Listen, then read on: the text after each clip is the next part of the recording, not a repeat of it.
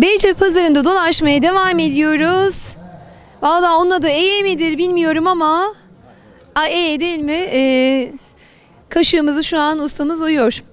Tanıyabilir misiniz efendim? Öncelikle siz de hoş geldiniz. Şu an Bursa'dayız. Sakarya Tarak'tan geliyorum. Adım İsmail Yıldız. 1978 doğumluyum. 94 yılından bugüne kadar kültürel sanatımız olan ahşap kaşık ve şimşir kaşık sanatımızı icra etmekteyiz.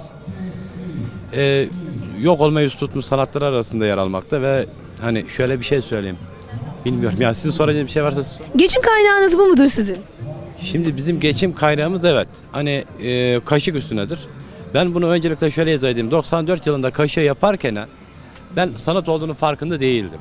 Hani sadece geçim amaçlı yapıyorduk ama ilerleyen zamanda baktık yok olmayı yüz tutmuş sanatlar arasında yer alıyor. Kültürel sanatımızın yaşaması için, çünkü Ahmet Nesevi Hazretlerinden bugüne kadar gelmektedir bu sanat. Yani Ertuğrul Gazi'mizin, Osmanlı atalarımızın yemek yemiş olduğu kaşıkları şu an biz elimizden geldiği kadar şu anki günümüze taşımaya çalışıyoruz. Nasıl ki Osmanlı zamanında kaşık yapılıyorsa biz de aynı sanatı devam ettirmeye çalışıyoruz. Özellikle ben bunu her yerde söylüyorum. Öncelikle bize sahip çıkan belediyelere sonsuz teşekkür ediyorum. Gerçekten. Bu Bursa benim ikinci bir adresim diyebilirim yani. Gerçekten Bursa Belediyesi'ne ve tüm illerimizdeki belediyelere sonsuz derecede teşekkür ediyorum. Bize, sanatkarlara, sanatsal faaliyet gösteren, sanatçılara sahip çıkan derneklerimizin, belediyelerimizin, il kültür müdürlüklerimizin, halk eğitimlerimizin sahip çıkması gerekiyor. Evet, burası Orhaneli Belediyesi'ne de ayrıca teşekkür ediyoruz değil mi? Teşekkür ediyoruz. Bir de özellikle kısaca şunu eklemek istiyorum. Şimdi sanatçı, pazarcı para eker, para biçer. Sanatkar emek eker, alın teri döker ve insan sever. Arada tek bir şey vardır. Pazarcı insan para sever. Çünkü o gün hasılatını hesaplar. Biz de insan sağlığına hangi kaşık daha uygundur diyerekten elimizden geldiği kadar o... Zanaatkarlığın işi çok zordur ve çok özeldir değil mi? Evet.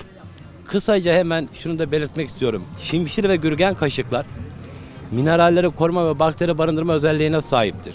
Bilhassa taze çocuklarda 6-7 aylık veya mama kullanmaya başlanan çocuklarda şimşir kaşıkla maması kullanıldığı vakit veya karıştırıldığında tüm mineralleri koruyor ve artı mamayı da şimşir kaşıkla aldığı vakit diş sağlığı ve damak sağlığı için idealdir. Bunun sarı bir salgısı oluyor. O salgı ağız yoluyla mideye gittiği vakit o mideye rahatlatıyor. Geçmiş atalarımızın kullanmış olduğu yemek kaşığı, yani şu an metal girdi, ağızlarda diş kalmadı. Yani düşünebiliyor musunuz? Bundan 80 yaşında vefat eden var, tek diş çekilmemiş yani. Evet. Şimdi ben hemen kısaca toparlamak istiyorum. Tek bir şey soracağım ve size kolay gelsin diyeceğim efendim. Şimşir kaşıklar neden, hangi ağaçtan yapılır? Şimşir kaşıklar neden hangi ağaçtan yapılır? Şimşirin asıl hamı budur. Evet. Biz vadesi dolan ağacı nasıl fındık çamı gibi ise biz bu vadesi dolanı alıyoruz. Ne ağacıdır bu? Bu şimşir ağacıdır. Şimşir ağacıdır. Budur. Biz bunu alıyoruz, alttan gelen filizlere yol veriyoruz. Yani biz bu ağacı alırken aynı zamanda doğayı da koruyoruz. Mesela bu ağaçtan, bu kadar bir ağaçtan kaç tane kaşık çıkarırsınız? Ve bir saat sürer. 2 kaşık bir saat sürer. Şunu izah edecektim ben size. Tüm canlılar ölür. Hayvanlar yer, bir şekilde yok olur, kaybolur gider, insanlar o şekilde gider. Ama bu ağaç öldüğü vakit, hastalıklı ve vadesi dolmuş ağacı almadığımızda olduğu yerde kuruduğunda yandaki etrafındaki dallarla beraber yandakileri de öldürüyor. Onların yolunu açmak için büyükleri almak gerekiyor, zamanı gerekiyor. Biz de çok teşekkür ediyoruz bu kıymetli bilgileriniz için. Kolay gelsin efendim, sağ olun. Sakarya Taraklı'da 2015 yılından beri Sakarya Taraklı Kültür Evi'ndeyim. Yolu düşen tüm misafirlerimizi Sakarya Taraklı Kültür Evi'mizde bekliyoruz. Gittiğimiz yerlerde lütfen şuna çok özen göstersinler. Bak bu çok önemli. Bizi davet edildiğimiz bölgelerdeki lütfen insanlarımıza tek söylemek istediğim şu vardır. Bizim ürünlerimiz katiyen ithal ürün değildir. Biz Kültür Turizm Bakanlığı Devlet Sanatçı. El yapımı. Ürünlerimiz tamamen orijinaldir. Yani lütfen emeği diğer ürünlerle karıştırmasınlar. Tek ricam budur. Çok teşekkür ederim. Sağ olun. Biz teşekkür ediyoruz, sağ olun.